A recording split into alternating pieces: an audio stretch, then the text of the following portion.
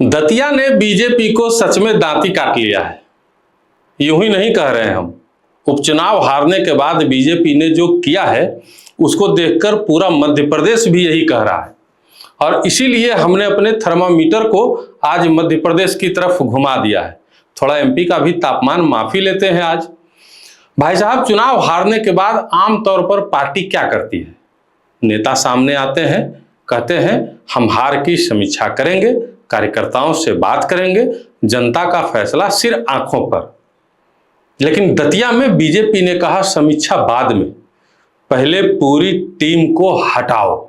जी हां, दतिया उपचुनाव में कांग्रेस जीतती है और उसके बाद बीजेपी ने अपना पूरा जिला संगठन ही भंग कर दिया। अब बताइए, एक सीट गई नहीं है क्योंकि सीट पहले भी कांग्रेस की थी, फिर भी बीजेपी में इतना बड़ा एक्शन क्यों? आखिर दतिया में ऐसा क्या पक गया? क्योंकि तापमान भले ही दतिया में बढ़ा है, लेकिन उसकी तपिश भोपाल तक महसूस हो रही है।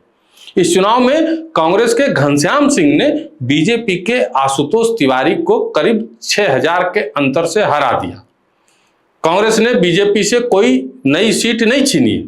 दतिया पहले से कांग्रेस के पास थी, तो कांग्रेस वाले अगर ढोल लेकर निकले हैं तो उनसे निवेदन है कि जरा धीमा बजाइएगा।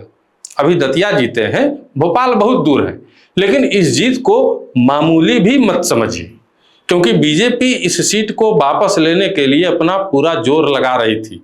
मुख्यमंत्री मोहन यादव के लिए भी यह प्रतिष्ठा की लड़ाई थी, फिर भी कांग्रेस यह सीट उड़ा ले गई। और उसके बाद भाई साहब, बीजेपी में ऐसी खलबली मची कि पूछिए मत। बीजेपी ने दतिया की पूरी जिला इकाई को भंग कर दिया, मतलब अध्यक्ष से लेकर संगठन तक रीसेट का बटन दबा दिया गया।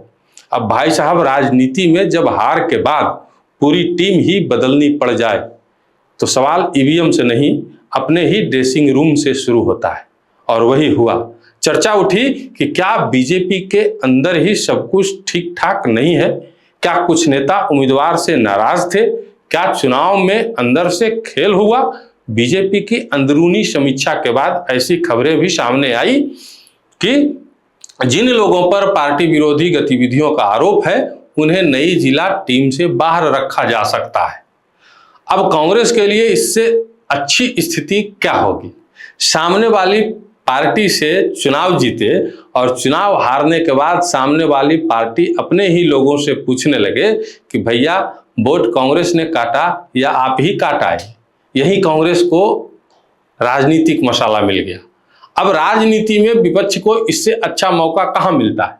कांग्रेस अब पूरे मध्य प्रदेश में यही तस्वीर दिखाने की कोशिश करेगी। देखिए, बीजेपी बहुत मजबूत दिखाई देती है, लेकिन सही उम्मीदवार और सही जमीन मिले तो उसे हराया जा सकता है। अब सवाल यह है कि क्या मध्य प्रदेश में कांग्रेस की वापसी शुरू हो गई? तो जवाब है नहीं। एक सीट से ऐसा फैसला देना जल्दीबाजी होगा।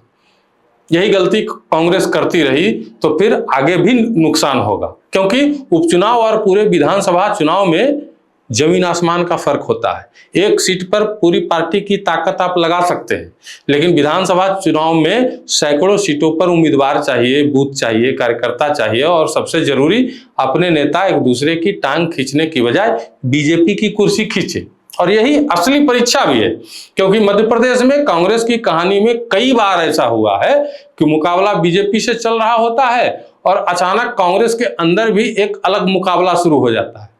नेता कौन, टिकट किसका, आदमी किसका, मतलब सामने गेंदबाज बीजेपी होती है और कांग्रेस कभी कभी अपना विकेट खुद ही हिट विकेट कर देती है।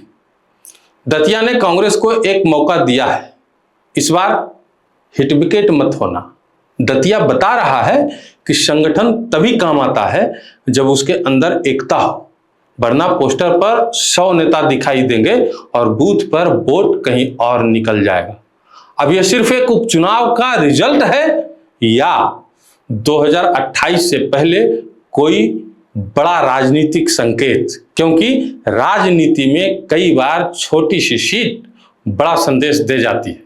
दतिया में अभी सिर्फ चूल्हा गर्म हुआ है। अब देखना है कि 2028 तक मध्य प्रदेश की पूरी राजनीतिक कड़ाही में क्या पकता है।